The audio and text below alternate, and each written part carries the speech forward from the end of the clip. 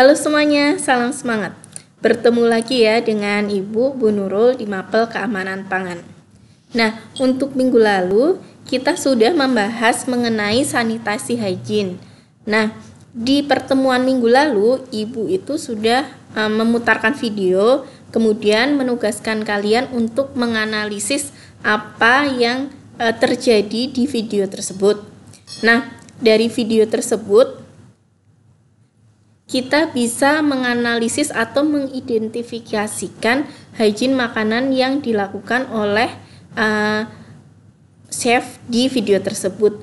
Nah, ini satu dari beberapa yang ada di video, yaitu mengenai hygiene makanan yang dilakukan oleh seorang chef itu harusnya nomor satu adalah memakai seragam masak atau jas cook. Nah, wajib bersih ya untuk seragamnya, tidak boleh kotor gitu. Karena nanti akan mengkontaminasi dari makanannya itu sendiri. Nah, yang kedua itu harus memakai topi. Ya, ini juga wajib bagi seorang juru masak memakai topi. Karena kotoran dari rambut jika tidak memakai topi kan nanti akan mengenai dari makanannya. Nah, itu nanti kalau terkena ke makanan dan makanannya itu dimakan oleh orang lainnya itu kan bisa terkena penyakit, biasanya adalah diare seperti itu.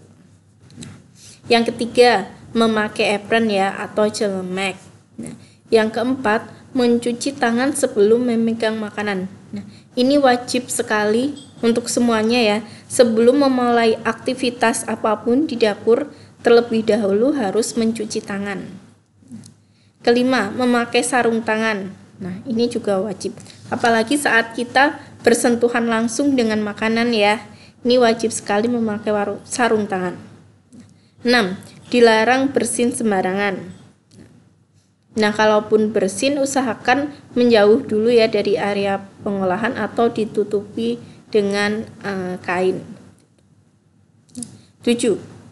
Mengambil makanan dengan futong. Nah, usahakan ketika kalian mengambil makanan itu jangan langsung bersentuhan dengan tangan, kecuali jika kalian sudah menggunakan sarung tangan.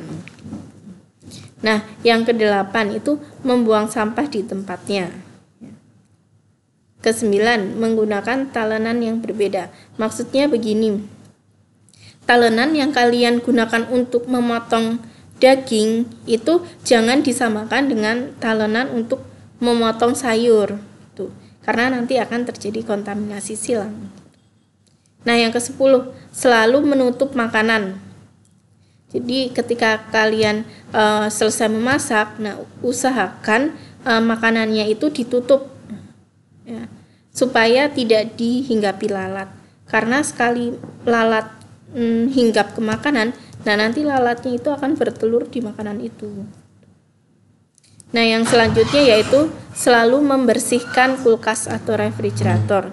Nah, kulkas yang bau, kulkas yang kotor itu pasti akan mempengaruhi bahan-bahan yang disimpan di dalam kulkas itu sendiri. Nah, kemudian yang terakhir itu selalu mengecek tanggal kadaluarsa makanan. Itu penting sekali ya. Nah, ini adalah sekilas dari hygiene makanan yang harus kita perhatikan ya saat kita sedang mengolah makanan di dapur. Oke. Nah, selanjutnya alasan kenapa kita harus menerapkan hygiene makanan. Ya, kita kan nanti ya setelah kalian lulus pasti sebagian akan kerja di bidang industri makanan. Kalian akan menjadi seorang juru masak. Nah, pastinya pekerjaan kita itu nantinya itu akan membutuhkan kebersihan ya, untuk menjaga mutu dari makanan yang kita sajikan. Nah, jadi jika kita tidak mengetahui tentang ilmu hygiene, nanti kita kerjanya akan sembarangan, akan kotor, yang itu nantinya akan menurunkan kualitas dari makanan yang kita sajikan. Nah, Terlebih lagi, hygiene itu diperlukan untuk mencegah kita terkena penyakit atau menularkan penyakit ke orang lain. Ya. Istilahnya adalah mencegah food poisoning. Gitu. Maka dari itu, hygiene makanan wajib harus kita terapkan. Nah, untuk minggu lalu kan kita sudah membahas mengenai personal hygiene ya. Kemudian hygiene makanan juga sudah kita bahas. Nah, ada lagi satu hygiene yang belum kita bahas, yaitu mengenai hygiene dapur. Oke. Langsung saja kita bahas hygiene dapur ya untuk pertemuan kita hari ini. Nah, sebelumnya apa sih itu dapur? Padahal kan kita sehari-hari kerja di dapur, sangat berkaitan erat dengan dapur kan. Nah, apa sih itu dapur? Dapur itu adalah tempat yang digunakan untuk melakukan penyiapan, pengolahan, dan penataan makanan. Oleh karena itu, hygiene itu harus selalu dijaga untuk supaya memenuhi persyaratan fisik dari dapur itu sendiri. Nah, ketika dapur kita sudah tahu artinya apa, hygiene dapur berarti adalah persyaratan yang harus dipenuhi suatu dapur atau tempat penyiapan makanan agar tercapai tujuan untuk menghasilkan makanan yang aman dan sehat untuk dikonsumsi. Nah, selanjutnya, fungsi dapur. Yang jelas pertama, fungsi itu adalah penerimaan bahan makanan yang akan segera digunakan. Ya, jadi dapur itu adalah tempat pertama yang dituju bagi bahan-bahan makanan yang datang dan yang akan segera digunakan. Jika bahan itu belum akan digunakan, biasanya akan dibawa ke tempat penyimpanan makanan, ya namanya gudang makanan gitu. Nah, yang kedua, itu sebagai tempat pembersihan peralatan dan penataan perabot dapur. Nah, itu fungsi yang kedua. Nah, yang ketiga itu untuk penyiapan bahan makanan yang akan kita olah. Intinya yaitu untuk memasak ya. Nah, yang keempat itu ruang kerja bagi pengolah makanan. Dan yang kelima, yang terakhir, yaitu tempat pembersihan, penyiapan, dan pengolahan bahan makanan sebelum disajikan. Nah, persyaratan dapur. Dapur itu kan mencakup banyak hal ya.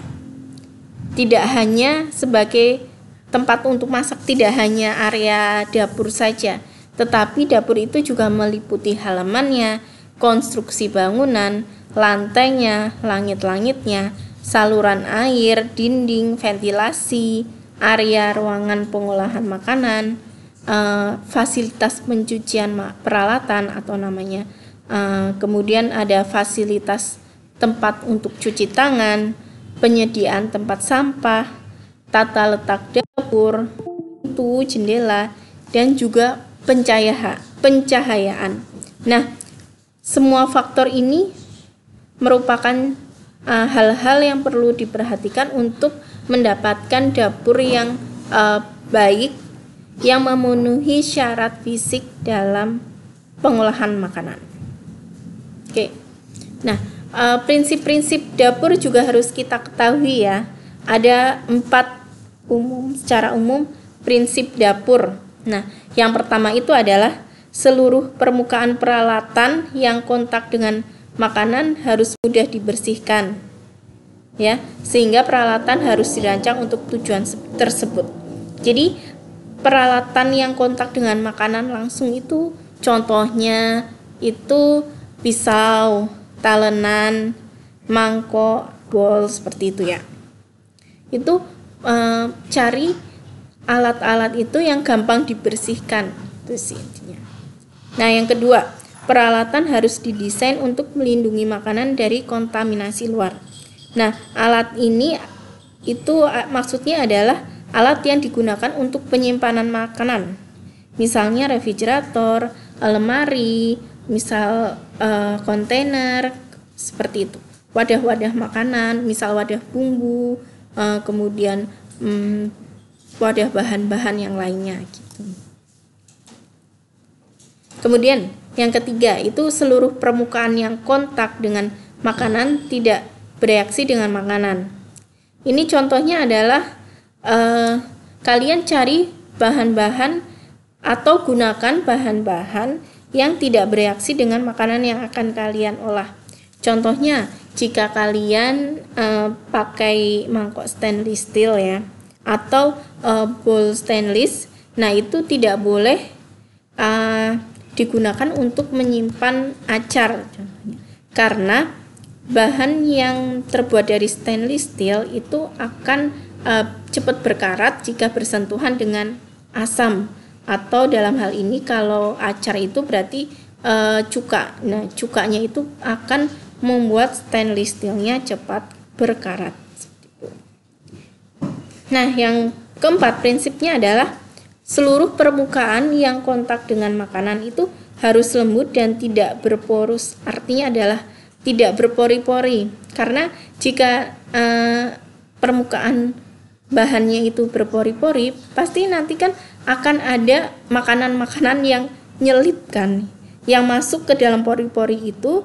Nah, jadi jika nanti lama-lama dia akumulasi akan bertumpuk-tumpuk, nah nanti akan kotor dan bisa jadi sarang mikroorganisme gitu. Oke. Nah, untuk materi hari ini memang cukup singkat ya. Nah, untuk selanjutnya Ibu akan memberikan tugas untuk kalian. Nah, tadi kan kita sudah membahas mengenai syarat-syarat dapur ya.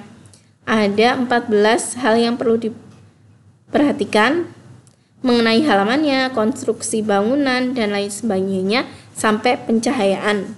Nah, tugas kalian adalah mencari syarat yang baik dari ke-14 poin ini.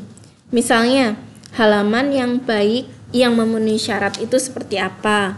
Kemudian, lantai yang baik yang memenuhi syarat itu seperti apa? Ventilasi yang baik itu yang harus seperti apa sih? Nah, ini kalian cari materinya, kalian pelajari, boleh mencari di buku, di internet. Nah, kemudian tugasnya ini kalian serahkan minggu depan ya. Oke, nah sekian pembelajaran kita hari ini, semoga bermanfaat. Kita bertemu lagi minggu depan ya.